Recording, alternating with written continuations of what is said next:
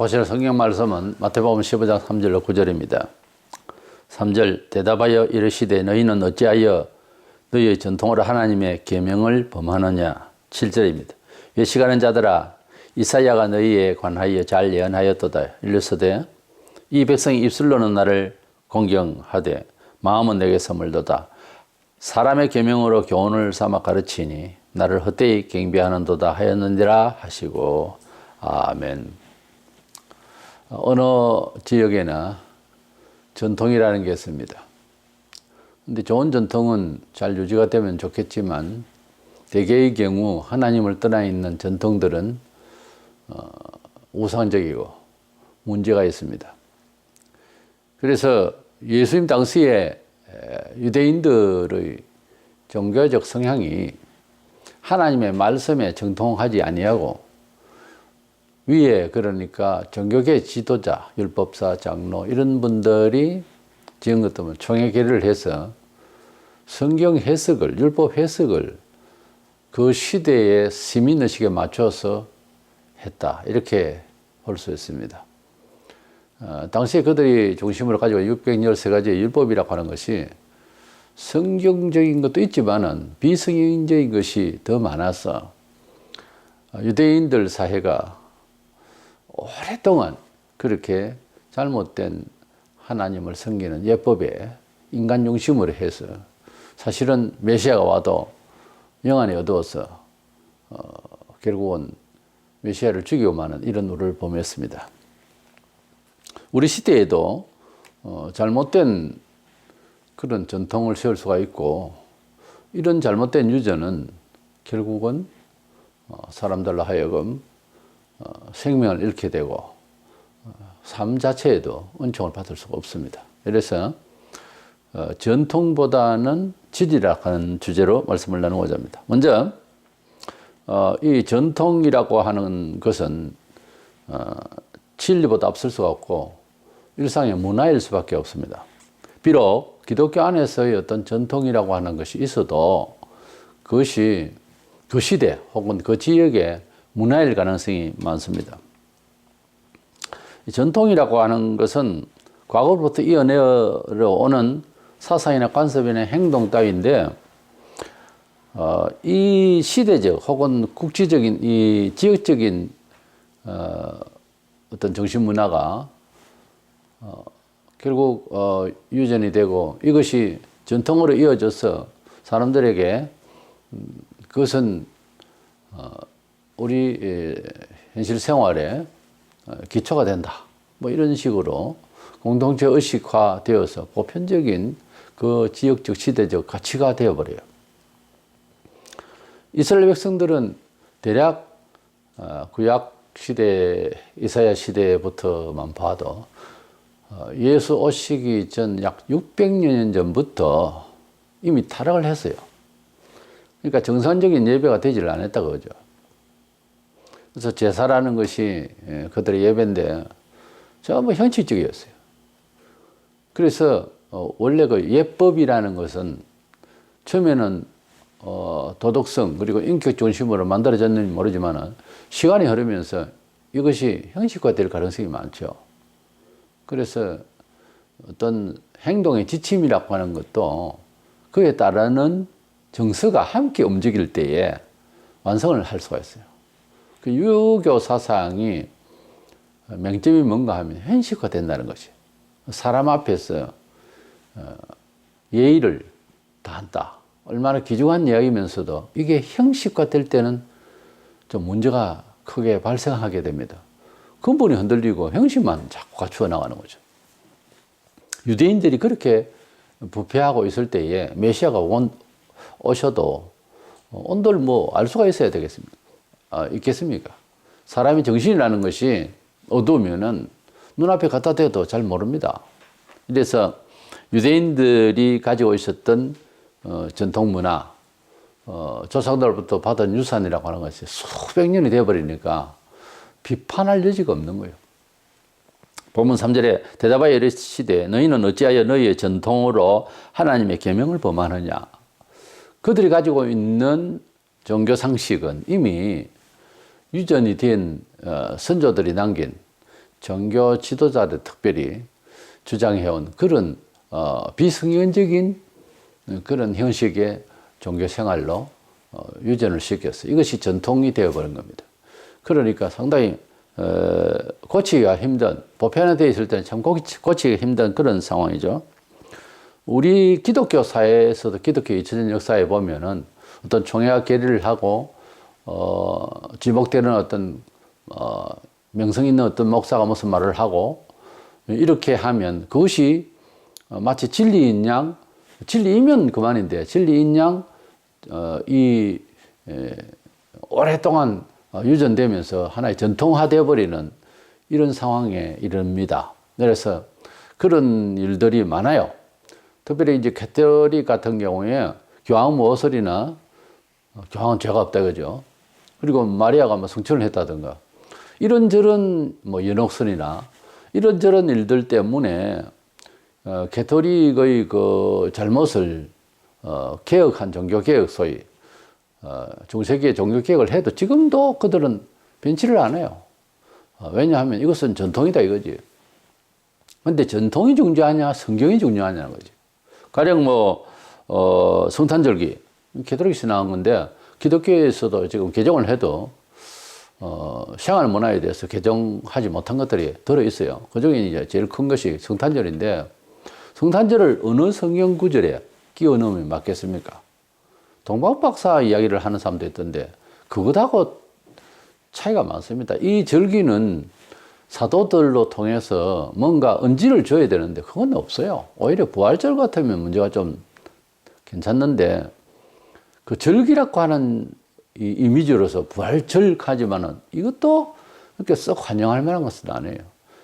그래서 예수께서 오셔서 어떤 절기로 하나님을 섬기는 모습들을 준 구약 성경의 모든 것들이 이제 완성이 됐기 때문에 예수님의 일생을 통하여 예수님이 우리에게 어떤 분인가 하는 것에 집중해서 예수님 자신의 인격과 예수님 자신의 업적에 대한 예수님 자신의 존재에 대해서 재림하실 예수님을 바라보면서 살아가는 그런 과정이 기독교 신앙의 생활이 돼야 되지 무슨 절기를 만들고 이건 안 맞습니다. 그래서 이것이 전통화되다 보니까 뭐 종교개혁했다 해도 500년이 넘어도 성탄절 그대로 하는 거예요. 이게 개신교에서 나온 것, 기독교에서 만드는 것도 아니고 캐톨릭 것이고 동시에 어느 것이든 이것은 성경적으로 그렇게 추천할 만한 일은 아니거든요. 예수께서 또 추운 12월 달에 탄생하셨다고 볼 수도 없습니다. 그진 보면. 이래서 우리 이 전통이다 또 유전되어진 이런 뭐 교리나 이런 행사, 이런 절기 이런 것들은 하나의 문화일 뿐이고 그 시대의 어떤 문화일 수 있고 원래 그 문화라고 하는 것은 어떻게 보면은 하나님 것이 아니고요. 문화라는 말 자체가 하나님 것이라기보다는 지구촌에 사는 사람의 어떤 전통일 수가 있지. 하나님께서 주시는 정신문화에 무슨 형식을 갖춘 문화가 있을 수 있을까 하는 겁니다. 저는 사도들이 복음을 전할 때 뭐 문화 생각하고 뭐 하고 그런 거 없어요. 그런 땅의 정서를 위해서 뭐 수고하고 연구하고 그런 언지가 전혀 없어요. 물론 우리가 발전해서 교회가 교회 안에서도 뭐 문화 행사를 한다고 그러는데 원칙적으로는 교회가 문화 행사하는 것이 아니에요. 이래서 전통이라고 하는 것이 우리 시대에도 지금 뭔가 찾아보면 그 전통 아래에서 보편화되어 있기 때문에 감각이 무뎌져 있어요. 그냥 따라가고. 이런 문제를 교회사에서도 얼마든지 볼 수 있고 유대인들이 멸망하게 된 주 원인이 전통되어진 윗조상으로부터 선배로부터 받은 계속 이어진 그런 유전적인 그리고 그 전통에 매여 있다가 메시아를 죽이게 되는 이런 실수를 범한 거예요. 때문에 우리 시대에도 얼마든지 총회가 잘못 계리하고 그것이 계속 흘러가면 그게 전통이 되어버려요. 문제가 있는 거죠. 이래서 전통이라고 하는 것은 진리 아래의 세상 문화다 이렇게 알고 있어야 되겠고 두 번째 생각하는 것은 교회가 세속화될 우려가 많은데 언제든지 그랬어요. 지금은 마지막 때라 더 심각한 시기입니다. 이런 때에 어떤 교회가 새롭게 만든 유형의 어떤 문화를 계속 이어가다 보면 그게 50년이 흐르고 100년이 흐르고 몇백 년 가면은 결국 그것이 전통이 되어서 항상 이제 옳다 이거죠. 이게 이제 위험한 겁니다. 말세가 가면 지금 예상하는 것보다 교회가 더 복음화될 것이다. 뭐 도시를 성시화하자. 뭐 이런 좋은 슬로건이지만은 그것은 이제 소망을 그렇게 둔다는 거 보니까 선교적인 마인드를 심자는 것이지 그것을 완성할 수 있듯이 그렇게 어떤 작업을 하면은 무리가 갑니다. 성경적이지 못한 복음 전파가 가능하다 그거죠. 요한계시록 12장에 보면은 말세가 되면은 공중에서 대전쟁이 일어나는데 이 영적 전쟁에 미가엘과 사탄과 그 종들이 싸움을 합니다. 이래서 사탄이 결국은 패배해서 땅에 떨어져요. 그러니까 지구촌 역사는 공중권세 잡은 자라고 하는 에베소 2장 2절에 있는 사탄이 덮어져 있습니다. 그래서 우리가 기도를 해도 이것이 하나님께 바로 못 가도록 자꾸 눌러버리고 그 사탄이 막고 있는 우리의 기도를 이기려면 더 힘들고 그렇습니다.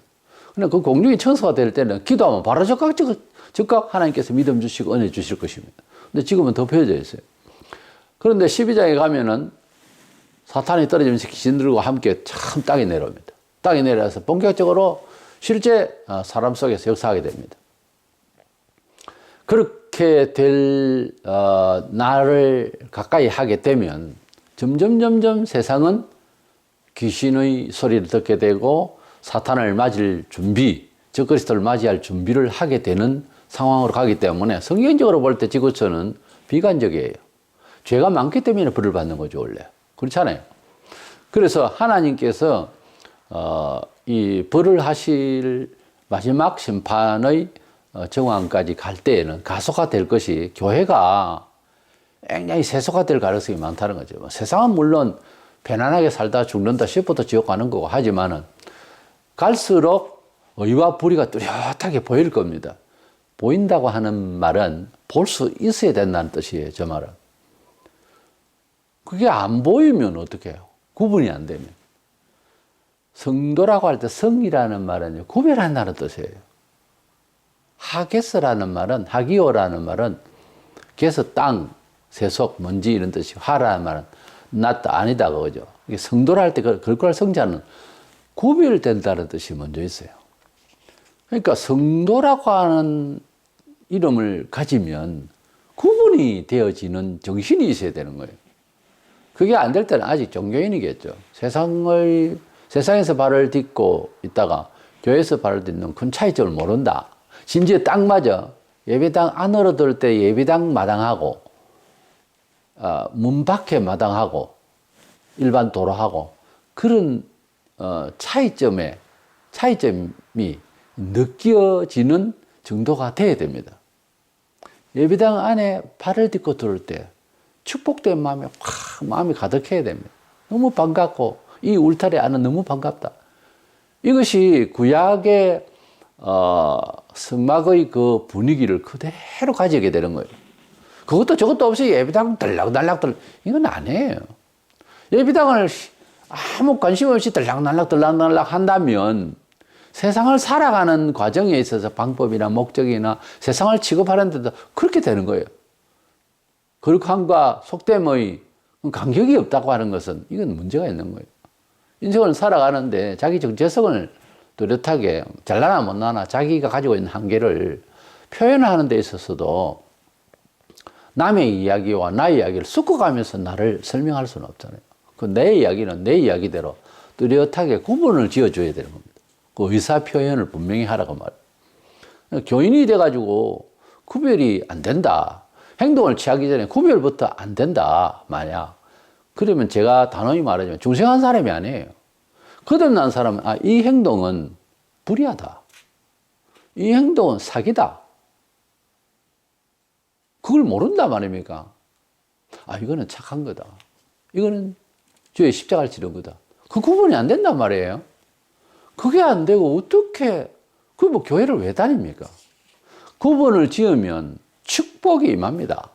잘 되게 돼 있어요.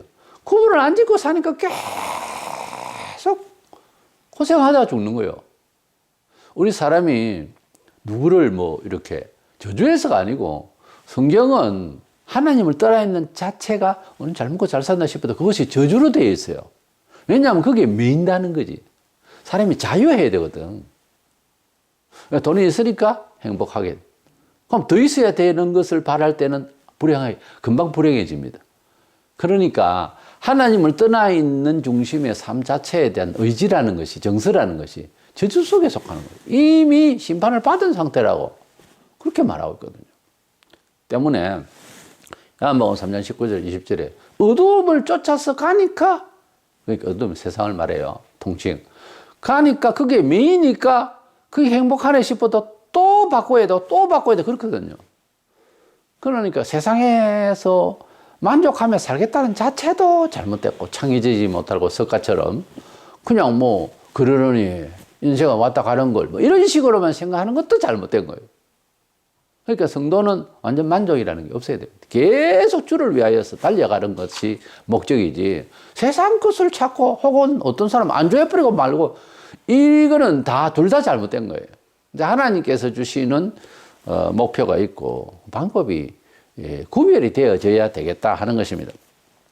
마태복음 24장 12절에 불법이 성함으로 많은 사람의 사랑이 식어지리라. 주님은 말세가 되면은 불법, 하나님의 뜻에서 벗어난 상태를 말합니다. 혹은 정면 충돌을 말하는데, 이 불법이 성한다는 사회윤리 도덕법도 있지만은 그것도 포함은 되지만 넓은 의미에서 성경에 말하는 이 불법이라고 하는 것은 하나님의 법대로 아니라는 거지. 이것 때문에 교회 사회가 자체에 문제가 발생한 겁니다. 교회에서 그렇게 구원에 대한 이야기를 하거나 교회가 이 세상을 향해서 뭐 가르침의 어떤 도를 이야기하거나 이걸 바로 해야 되는데, 교회 자체가 부패해졌을 때는 이제 끝이죠.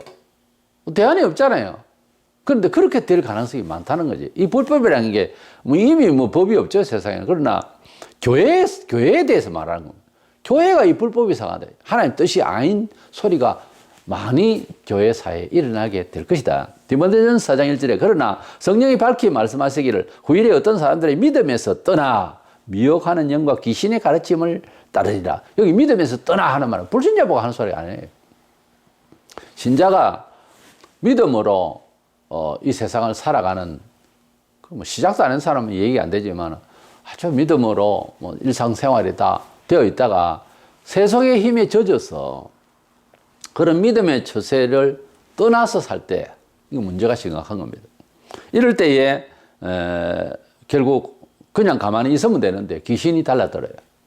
그래서 귀신이 여러 사상과 여러 가지 뭐 환경을 통해서, 지금 같으면 인터넷이나 TV나 이런 뭐 종이 문서를 통해서, 책을 통해서도 있지만은 이렇게 사람들을 참된 복음에서 벗어나게 역사를 하게 되고, 거기에 영향을 입은 사람은 원인이 본인에게 있어요. 1차적으로. 왜냐하면 마음을 하나님 앞에 경건하게 안 했기 때문에 귀신이 틈타는 거예요.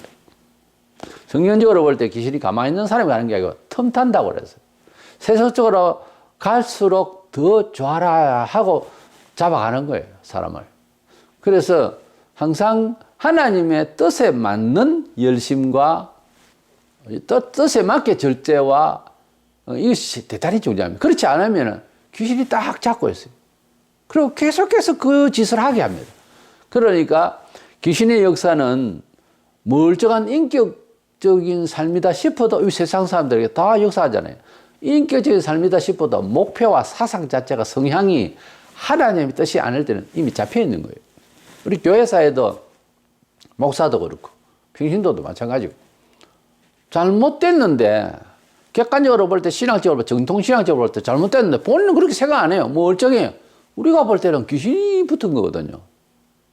목사가 제정신이 아니에요. 성경에 없는 말을 지어내가 계속 하는 거예요. 왜? 잘 해먹을 수 있다 그지, 목회가.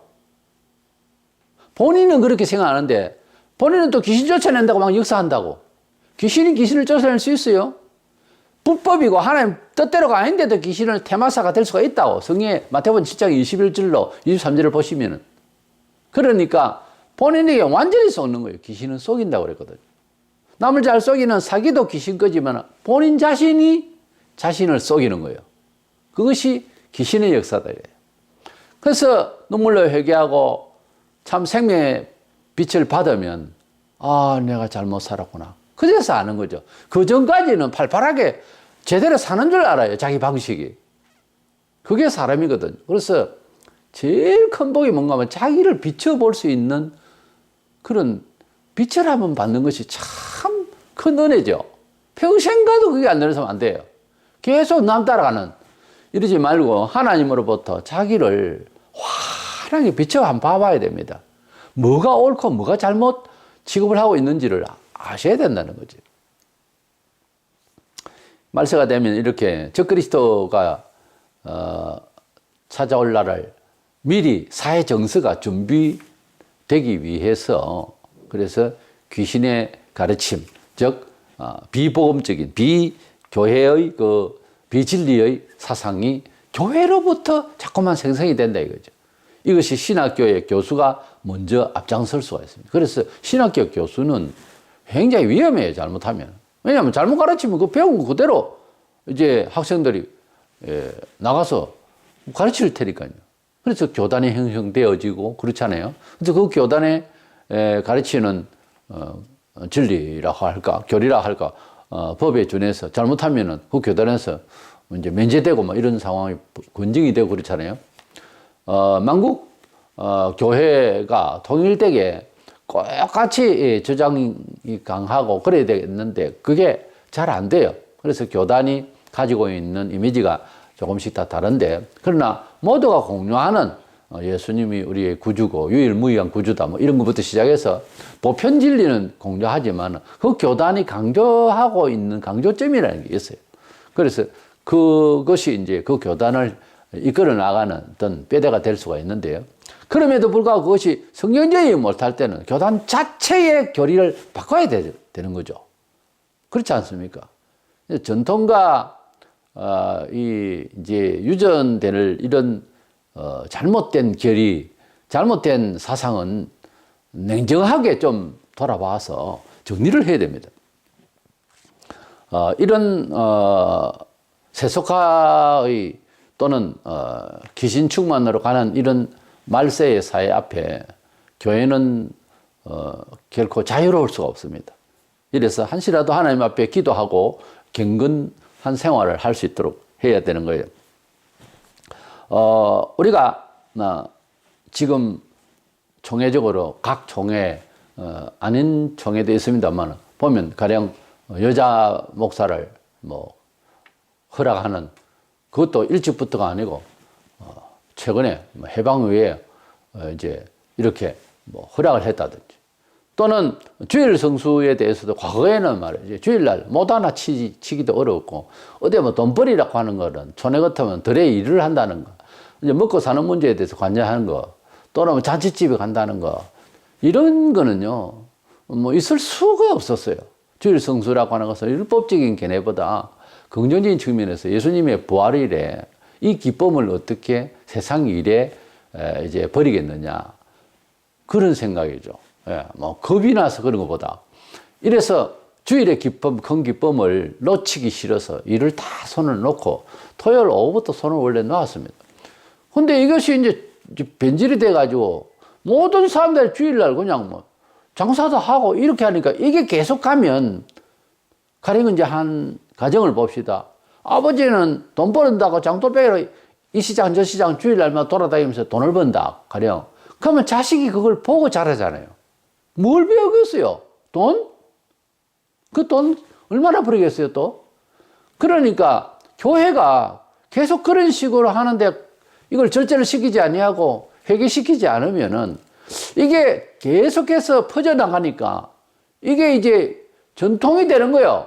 세월이 100년 흐르고 200년 흐르면 아 주일날은 원래 뭐 이렇게 그냥 뭐 자유롭게 사는 거다 이렇게 되어버리는 거예요. 이것이 얼마나 무서운 전통이고 이걸 유전해서는 안 된다는 거지. 그런데 이 총회가 계리를 여자 목사 하나, 둘, 셋. 처음에는 말이 많다가 나중에는 많아지니까 수백 명, 수천 명 돼버리면은 이건 이제 뭐 감당을 못 하는 거죠. 죄를 지었으면 총회가 죄를 지었지, 여자로서. 내가 어디 뭐 죄를 지었나. 이렇게 나올걸요. 그러니까 이 세속화되어지는 것은 뭐냐 하면 성경적이지를 못하다는 거지. 성경적이지를 못하는 명시하지 않는 짓을 총회라고 하는 이름으로 계리를 했다. 총회가 하나님이에요. 일제 때에도 총회가 계를 했습니다. 태양신에게 절해야 된다. 뭐 일본의 압박 때문에 했지 누가 하고 싶어서 했겠어요? 그런데 압박이 없이 핍박이 있습니까? 핍박은 압박하는 거예요. 그래서 총회를 해서 가면 예하시고 아니요. 아니요 하면 부하면 아니하시오. 이렇게 묻지도 않았어요. 가면 예하시고 그 소리 한 거예요. 그러니까 총회 계리를 해가지고서 우상에게 절하게 되는. 태양신은 신이 아닌데 태양은 하나님 만드신 자의 만물인데 거기에다 일본이 상징하는 태양신에게 절을 하는. 예배하다가도 도중에 12시 되면 정오에 절을 하는. 동쪽으로 보고 동방요배를 하는. 이런 웃기는 이런 교회가 있었습니다. 그 교회 시대의 교회는 과연 하나님 예배를 받으셨을까요? 그래도 계속되어지거든요. 계속되어질 때는 전통이 되는 거예요. 그렇게 하는 것이다. 이렇게. 근데 해방하고 난 뒤는 이제 안 했죠. 동쪽 보고 절하는 놈이 어디 있어요? 그거 보세요. 그러니까 비성경적인 것을 이러면 안 돼요 할 때는 목에 칼이 들어오잖아요. 그러니 문제가 있죠. 자, 죽을 것이냐. 이번에 이제 절 꼬박하고 다음에 복음을 전할 것이냐. 이 두 가지 중에 한 가지를 선택해야 될 것 아닙니까? 그런데 복음은 그 자리에서 증명하는 것이지 다음에가 없습니다. 그 자리에서 나는 끝까지 하나님만을 믿겠다. 이러면은 그 자리에서 이야기를 해야지 나중에 하겠다. 그건 아니에요. 우리가 성경을 벗어난 이런 사상들 종말에 갈수록 더 심화될 것입니다. 총회를 너무 믿지 마세요.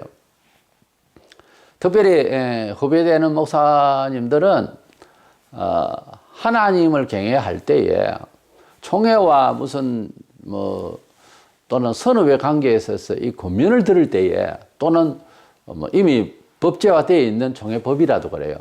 이것이 하나님의 말씀에 맞는 말이냐, 또 양심적으로 맞는 거냐, 또 성령님의 인도가 맞겠느냐를 좀 개인적으로들 목숨 걸고 생각을 좀 깊이 해야 됩니다. 당장 먹고 살기 위해서는 선배 말을 듣고 해야 따라가야 밥을 먹고 산다. 밥 먹고 살기 위해서 같으면 목회하지 마세요. 그 어렵게 그렇게 왜 여기 교회사회가 편한 줄 압니까? 안 됩니다.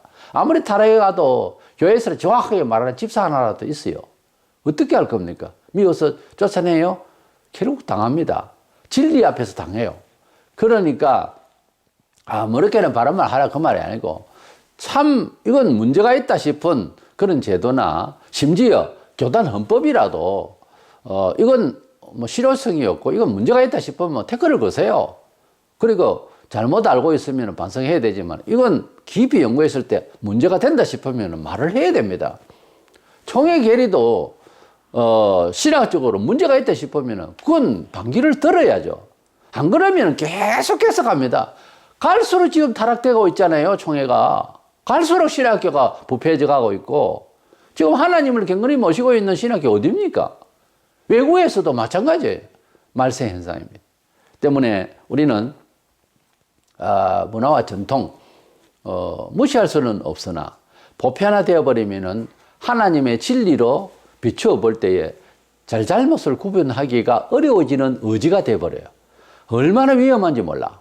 이스라엘 백성들 중에도 예수님을 구주로 믿은 사람들은 눈이 깨있죠. 눈이 떠였고 제대로 파악을 했지만은 대다수가 그리 못했어요. 특별히 빨리 회개하고 뭔가 확정을 해야 될 유대 종교 지도자, 율법사와 그리고 제사장급들 이런 사람들이 의논을 잘했으면은 복음이 우리나라에 일찍 왔을지도 모릅니다. 그런데 끝까지 전통을 또 유전을 이야기하면서 그들은 하나님을 경외하기를 외식했고 메시아를 죽이게 되는 결론에 도달했습니다. 그 그냥 된 게 아니잖아요. 지금 같으면 총회결의 종교 지도자 회의에서 결의를 본 겁니다. 길이를 그 잘못 보면은 이와 같은 큰 죄를 짓는다 이 말이에요. 지금 현재 각 교단마다 여자 목사 만들고 주일 성수에 대해서 희미하게 이야기하고 이래가지고 정말 극단적인 순교의 자리가 오면 가능할 것 같습니까? 하나님의 진리의 보편 진리를 벗어나면요 순교가 안 됩니다. 원래 순교하는 사람들은 생활이에요. 아주 긴장을 놓치지 아니하고 최선을 다해서 살던 분이 순교하지 아무렇게나 순교가 되는 게 아니에요. 벌써 주일 지키는 거나 무슨 감사의 표현이나 성도의 기본 생활이 안 되는 사람 뭔 순교를 해요? 못합니다. 못해요. 목사부터 못해요. 그래가지고 사상 자체가 벌써 걸려먹는데 뭔 순교를 해요? 이래서 우리는 전통을 조심하고 전통보다는 진리가 우선이라고 하는 것은 항상 개혁되어져야 된다. 항상 개혁은 계속 필요한 인간의 재성이 있기 때문에 계속 필요한 문제다. 개혁을 하지 않으면 안 되는 사람이에요. 자기 자신과 공동체가요. 이래서 말세일수록 이런 전통 유전에 대한 또 유전된 전통에 대해서 깊이 한번 고려할 필요가 있고 무엇을 지금 잘못 전통받고 있는지도 반성을 해서 개인적으로 가능할 때는 완전히 그것을 벗어나야 됩니다. 근데 이게 유익한 거 하나도 없어요. 이래서 전통보다는 우리 하나의 말씀이다.